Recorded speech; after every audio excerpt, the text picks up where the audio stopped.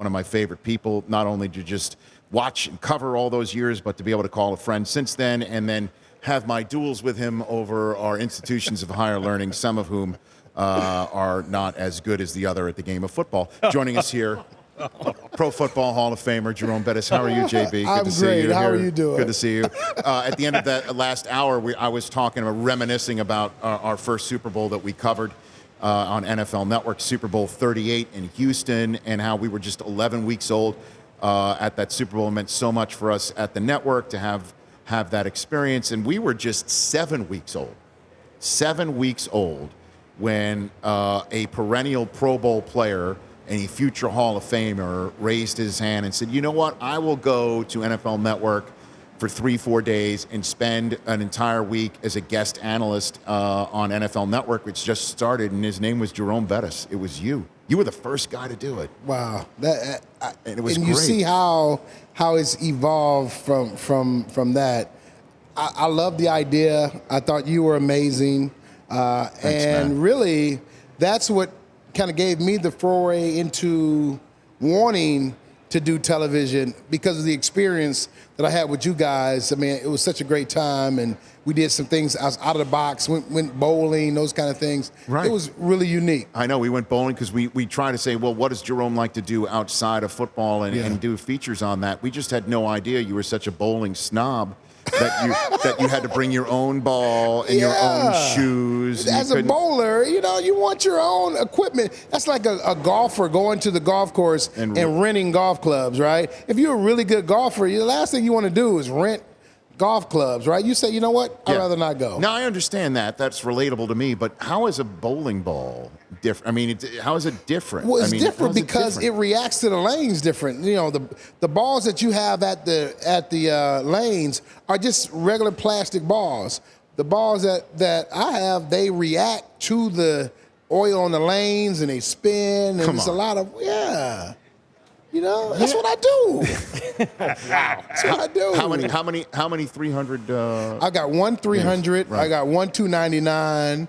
A bunch of 279s. I mean, right. I did pretty well, but I had to make a decision. My freshman year of high school. Yes. Was I going to continue to bowl, or was I going to try football? Come on now. How can you not do both at the same time? I mean, because you got to be committed to one. And I had never played football before that moment. I played, high school. I mean, out in the street with your friends and my brother's friends. But I hadn't played any type of organized football. So it was new to me. So I knew that the odds of me trying to do both weren't there. I wanted to focus in on football. Where's the Bowling Hall of Fame? Is it in Reno, Nevada? Or is it up here? It used to be in St. Louis. Right. And then I know it's moved since then, and I believe it's in... Could you have gotten into the Bowling Hall of Fame? Actually, I am in the Bowling Hall of Fame. Yes, good question. I'm glad you asked that. Okay. They have... I'll bite your own. The Bowling Hall of Fame has a celebrity wing. Okay. And I was the first celebrity into the celebrity wing of the Bowling Hall of Fame. Come on. Yes. That's a round of applause. Who are the other celebrities? And can you look this up? That part I don't know, but we can look it up. You do some math. Is Big Ern McCracken in that too? Stand by. Big Ern with his comb over. Munson, the one-handed Munson, is he in there too? We got little Kingpin references right there. Who else? But you were the first. You were the first. Yeah, absolutely. It was in St. Louis, and so it was a pretty big deal. I see. So Okay. right. It was when I was there. I was in St. Louis, and they did everything there, and went to they had a little event there. It was pretty neat. Are you looking it up right now, Chris? Is there a celebrity wing for the Bowling Hall of Fame and Museum or anything like that? Yeah, there are celebrity nominees, which include Justin Bieber and Bill Murray and Taylor Swift. Bill By the Murray. way, Bill Kim Murray was bigger than Kardashian that. is Kim on Kardashian. this list. is not in the Bowling Hall of Fame. There is no There's shot. no way. There's no crate. I mean, Actually, they were nominees for 2011. That's the latest so in article terms I of can you find. bowling when you were as a professional football player, how many times did you bowl after saying you couldn't play because you had the flu and went out till 2 a.m. and bowled anyway, like Le'Veon Bell? Did you ever do that? Jerome, did you ever do that? I never did that one. I never did that one. He said he had a career high that night. I heard that one, and I thought to myself, ooh, maybe I would have left the career high out. Yes. Because the career high just tells me that you just had a great time. Now, if you just say, my family was in town, they drugged me to the lanes, I was feeling bad, and I threw the ball down the lanes a couple times, so be it, right? Right. Sue me. When he says, I had my career game, That's right. It's like, oh, come on, and I could have had a career game the next day, too. Yeah, help me with that, right? Oh, my gosh. And that was not a good look. What does it say about me that I was more outraged by the fact that everybody else has got to stick their fingers in those balls that he was going in with the flu? Honestly, I'm sitting there and I'm like, come on now. That's a good point. I'm not one of those guys that wipes everything down before I sit down. I'm really not one of those guys. But that would lead you to believe that, you sticking your fingers in there. All right, I found an article from 2009. Now that's why you bring your own ball. So Okay, that's where. Yeah, what do you find? In 2009, Lynn Swann was inducted into the Bowling Hall Another of Fame. Steeler Hall of Celebrity wing. Famer. He's here with me. Tom Candiotti is also Famed in there. knuckleballer. I wonder if that's how he throws the bowling ball too, with his knuckles. good Now question. that would put somebody in the Hall of Fame. That would. You don't put your fingers in just your knuckles. That would be worthy. That would be worthy. Just not wobbles its way down to the 7-10 to avoid the We'll call that a 7-10 backup split ball. That'd right be into the the backup pocket. ball. Jerome Bettis here on the Rich Eisen Show. All right, so what do you think of the Steel? Big Ben's going to come back, right? Yes, absolutely. You think so? Absolutely. There's no doubt about it. No doubt about it. He's coming back. And now he's going to be part of this offense where these young receivers are going to be what? I mean, it just seemed that we were missing that. Juju Smith-Schuster had a wasteland of a season because obviously your quarterback's going in and out. He couldn't stay healthy. What a dreadful season it was for him. So what about this team? Because it sure looks like the defense. We are all good in that particular end of the game and here. I think the one question mark, obviously, Juju didn't have a great year, but I mean Washington came and developed like you want your second receiver to develop. So now you bring Ben back. You believe you've got a couple receivers that are really good. They are. They've got a couple receivers that's really good. You also have found a couple running backs that are pretty good. You don't necessarily have that one superstar guy, but you've got a couple running backs that are really good. Now you bring Ben back to the equation. He's the catalyst. But the biggest problem that the Steelers had in the last 5, 6, 7 years is that they didn't have a championship quality defense. Now you've got a championship quality defense, and you saw what they did with no offense. Right. They were on the cusp of getting into the playoffs. Right. If you bring a little more offense to the table, which I think Ben can do, not only are they in the playoffs, they have a chance to be really special in the playoffs. So I'm excited about this team. I don't think what you're saying is anything out of the realm of possibility. I'm just wondering about the defense. So T.J. Watt obviously took a major step forward. There's no doubt about that. The rest of the veteran presence, Joe Hayden had a great season as well. Who's the biggest addition, do you think, to that defense that made it make a big leap? Who would you say right there in the middle of the defense? Who would you say is the guy that the Steelers made a trade for the first time in the lush history of the Steelers into the top 10 of the draft to specifically say, this is the kid? Who is that kid that did it? Fitzpatrick? Nope. Micah Fitzpatrick came from here in the middle of the season.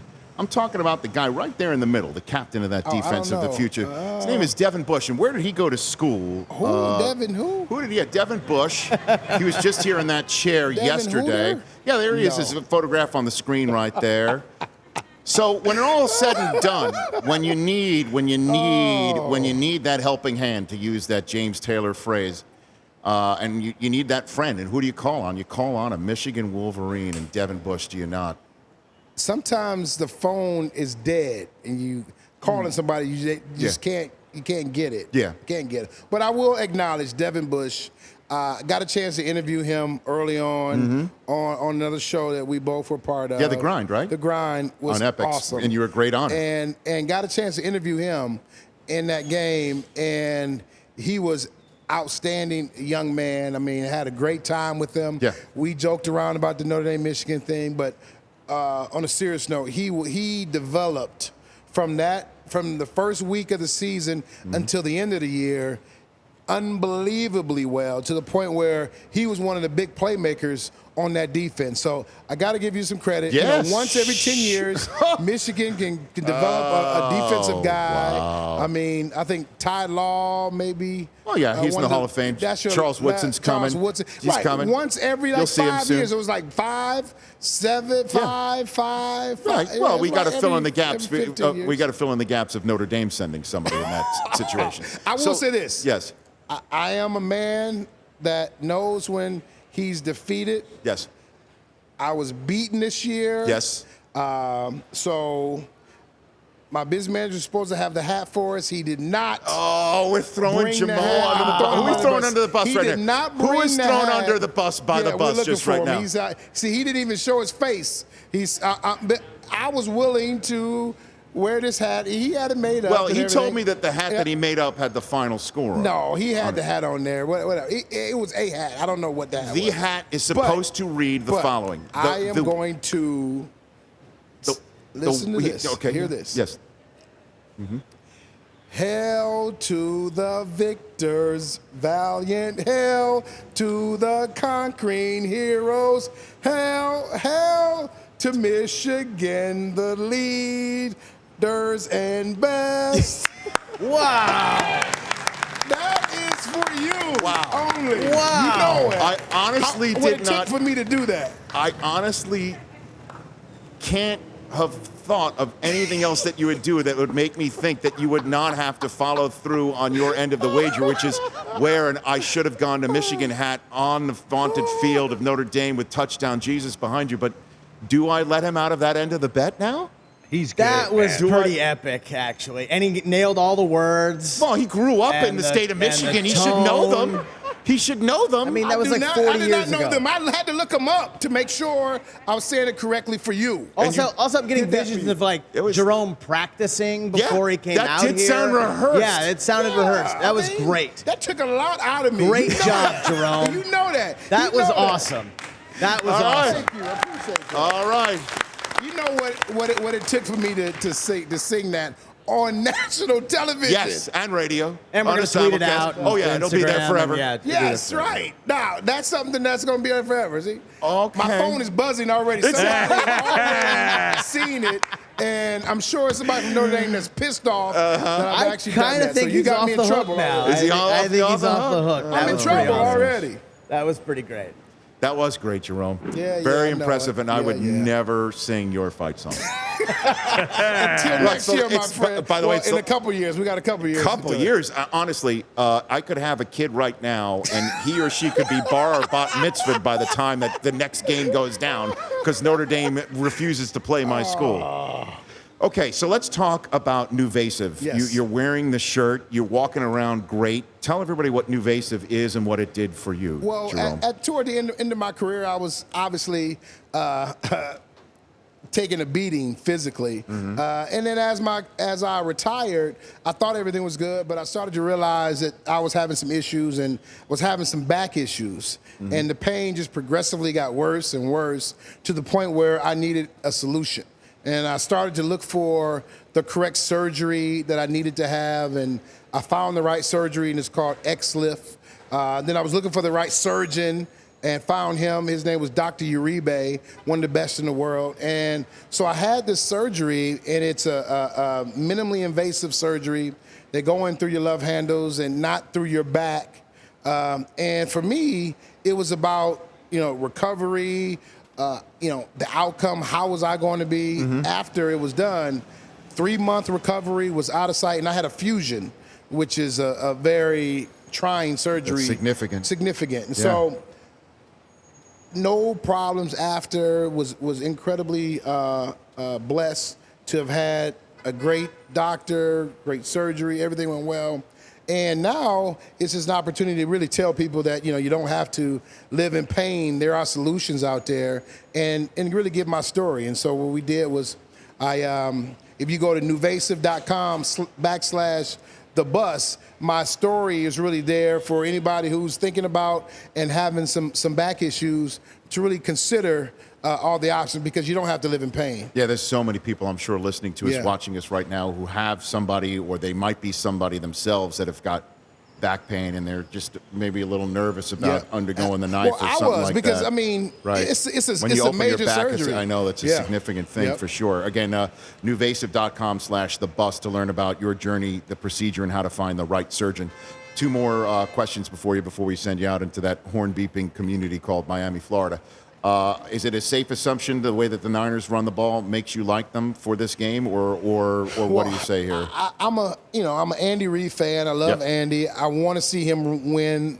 So obviously, I'm rooting for Kansas City, but obviously, as a running back, I love the fact that San Francisco runs the football unapologetically, and they do it in so many different ways. They do have the zone scheme, but then they do some whams and some traps and stuff like that inside running. So for me, it's fun to watch because they get to the running game so many different ways. It's exotic, smash mouth football, if you will. Yeah, sure.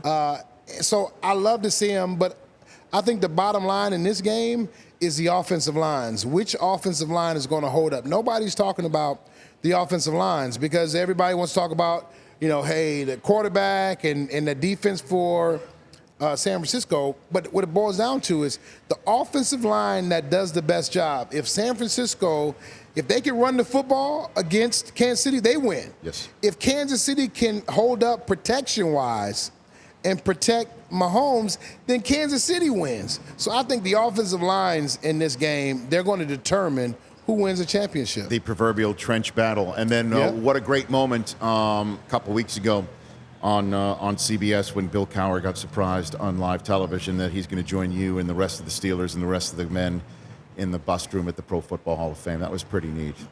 Amazing. He's the reason I'm in the Hall of Fame. What do you mean? Because he believed in me when some other coaches on the staff didn't, in terms of feeding me the ball consistently. But throughout my career, there was a couple times where they could have gotten rid of me, and they decided to, no, we're going to stay with them. But not only are we going to stay with them, we're giving them the ball. And I rewarded them by having some big years when there were some questions about me and my age and my health. So Coach Cowher is the number one reason that I was able to wear that gold jacket, because he believed in me, believed in my abilities. So I'm so honored that now he's going to be next to me in the Hall of Fame. Is incredible. Well, and that's a great thing to put on a resume too for people who might not have known that story. Well, coaching's about making the right decisions and pushing the right buttons, and the fact, like, let's stick with Jerome Bettis. That's a pretty good decision, to say the least. What will your busts say to each other? As you know, John Madden says they talk to each other. What will Cowher and Bettis' busts say to each other when the lights go out? You know what? His bust is still going to be asking me, am I eating good? What's my weight like? He's still going to be on top of me. So I'm glad that hopefully I won't be right next to him. I'll be down some, so he won't see what my bust is eating late at night. Well, also, too, we asked him point blank. I asked him point blank on the show, like, do you want the smiling Bill, or do you want the jaw out, saying it and spraying it, taking the Polaroid photograph, jamming it into the shirt pocket of the ref? Do you want that Cowher? And he goes, if I'm going to be talking to my peers when the lights go out, I want that Cowher. No question.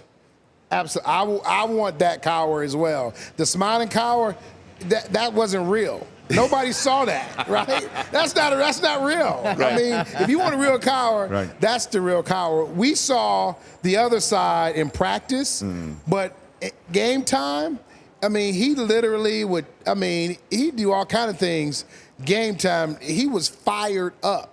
When I tell you, as a former player, he knew what it felt like. So he was going. So you had to kind of have some distance if it was certain things that he was getting up for, and it was about defense, he was tense. So I want that coward on the bus because then I know that he's in the fight.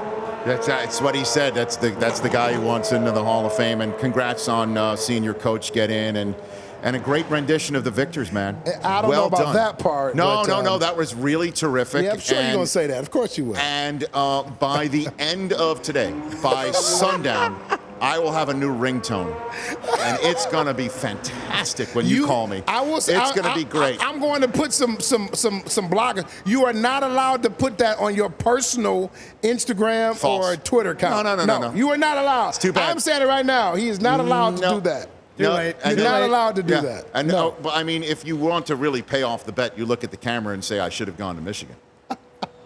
I'm glad I went to Notre Dame. Oh! Jerome Bettis, everybody. Again, go to nuvasive.com/thebus. Follow him on Twitter and Instagram at Jerome Bettis 36.